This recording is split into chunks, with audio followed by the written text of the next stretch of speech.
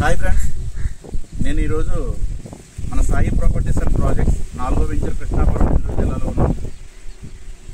ఈ 4వ venture nearly 100 ఎకరాల నుంచి 175 ఎకరాల మధ్యన ఉన్న వెంచరు. రోడ్డుకి ఇరువైపులా ఉంటుంది.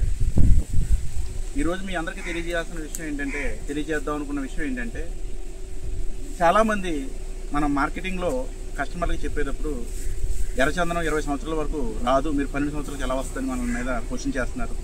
వాళ్ళు అడిగిన క్వశ్చన్ కరెక్టే, మన దగ్గర అయితే ఆన్సర్ ఉంది. ఎలా అంటే అడవిలో పెరిగిన మొక్కకి అంటే అది విత్తనం ద్వారా వస్తుంది, దానికి ఏ పోషణ ఉండదు, దానికి ఎదగడం తప్ప దానికి ఎవరో కూడా కొన్ని నీళ్ళు కూడా పోయరు. అదే మన సాయి ప్రాపర్టీస్ వెంచర్లో మనం ప్లాంటేషన్ చేసేటప్పుడే నియర్లీ ఈ సైజు మొక్కను మనం ప్లాంటేషన్ చేస్తున్నాం. అంటే నియర్లీ 2 అడుగులు 2 సంవత్సరాల మొక్క మనం ప్లాంటేషన్ చేస్తున్నాం. కాబట్టి మనం చెప్పేది 12 సంవత్సరాలు, ఈ మొక్క వయసు 2 సంవత్సరాలు, ఇంచుమించు 14 సంవత్సరాలకి ఈ క్రాప్ రావడం జరుగుతుంది. ఈ 12 సంవత్సరాల్లో పెరిగిన మొక్క ఎలా ఉంటుందంటే ఒక 5-6 సంవత్సరాల క్రితం వేసిన మొక్క ఈ మొక్క ఇప్పుడు ఏ సైజు ఉందో చూడండి.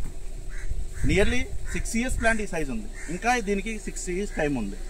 అంటే 12 సంవత్సరాల్లో దీంట్లో గ్రేడ్ ఫామ్ అవ్వడం, దీంట్లో మంచి రిజల్ట్ రావడం జరుగుతుంది.